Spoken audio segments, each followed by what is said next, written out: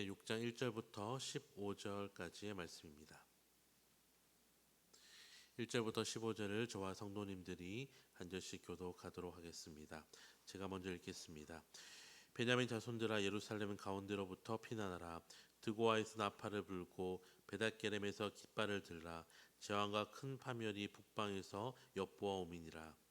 아름답고 안시원의 땅을 내가 멸절하니 목자들이 그 양떼를 몰고 와서 주위에 자기 장막을 치고 각기 그 처소에서 먹이리로다.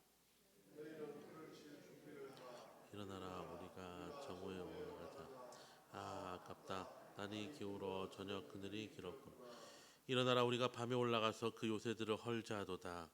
만군의 여호와께서 이와 같이 말하다. 너희는 나무를 베어서 예루살렘을 향하여 목책을 만들라. 이는 벌받을 성이라. 그 중에는 오직 포악한 것뿐이니 샘이 그물을 솟구쳐냄 같이 그가 그 악을 드러내니 폭력과 탈취가 거기에서 들리며 질병과 살상이 내 앞에 계속하느니라. 내 마음이 너를 싫어하고 너를 황폐하게 주민이 없는 성으로 만든 만군의 여호와께서 이와 같이 말씀하시되 포도를 따듯이 그들이 이스라엘의 남은 자를 말갛게 주우리라. 너는 포도 따는 자처럼 내 손을 광주리에 자주자주 돌리라 하시나니 내가 누구에게 경책하여 듣게 하고 보라, 그 귀가 할례를 받지 못하였으므로 듣지 못하노도다.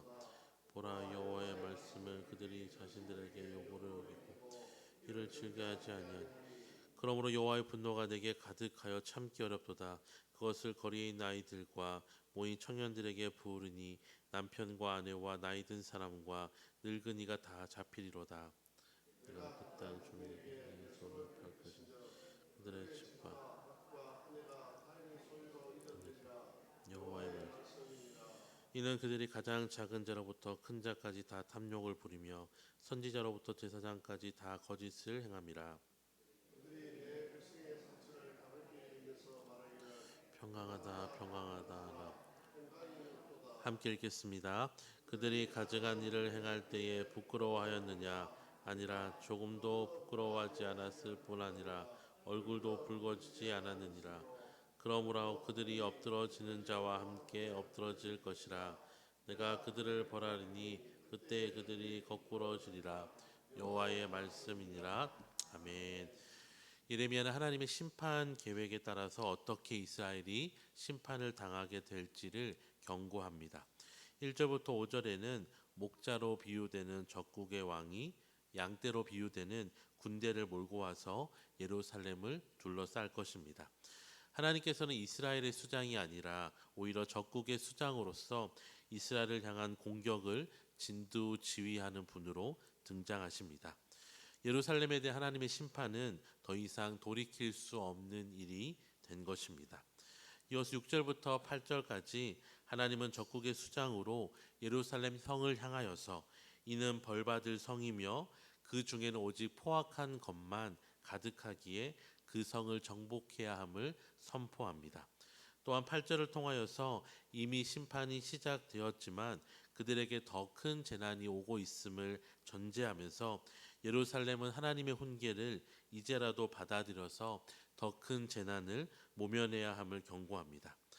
마지막으로 9절부터 15절까지는 하나님의 심판이 시작되었지만 이스라엘 백성이 그 심판을 피하지 못하는 중요한 이유 중에 하나가 여전히 그들에게 경고와 회개의 가르침 대신에 거짓 평안만을 말하는 종교 지도자들 때문임을 고발합니다.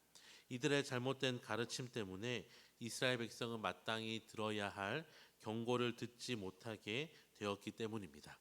하나님께서는 이러한 종교 지도자들 또한 이스라엘 백성과 마찬가지로 하나님의 심판의 때에 하나님의 진노와 벌을 피하지 못할 것이라 경고하십니다. 이 본문을 통해 특별히 우리는 이 목회자 역할이 얼마나 중요한지를 발견합니다. 말씀을 맡은 자들로서 하나님의 뜻을 분별하지 못하고 오히려 자신의 사리사욕과 대중의 인기를 얻는 데만 급급하여서 회복과 회개의 메시지 대신에 아무 일도 없을 것이라는 사람들의 귀에 달콤한 말을 하는 존재로 전락하였을 때 그들뿐만 아니라 이스라엘 백성 전체가 위기에 빠지게 되었기 때문입니다. 저를 포함한 교회 모든 목회자들이 스스로를 잘 돌아보며 하나님의 순결한 말씀의 통로가 되지 못한다면 목회자들뿐만 아니라 교회도 어렵게 될 것입니다. 그렇게 우리는 이 목회자들을 두고 기도하여야 합니다. 하나님 말씀을 잘 연구할 뿐만 아니라 하나님과 관계를 맺고 살아감을 통하여서 하나님 아버지의 마음이 어디에 있는지, 하나님의 뜻이 어디에 있는지를 말씀을 통하여서 교회에 잘 가르치고 권면하도록 기도할 때에 교역자로 인하여서 교회는 더욱 건강하여지고, 또한 건강한 교회로 인하여서 교역자들도 더욱 하나님께 붙들린 아름다운 동역이 일어나게 될 것입니다.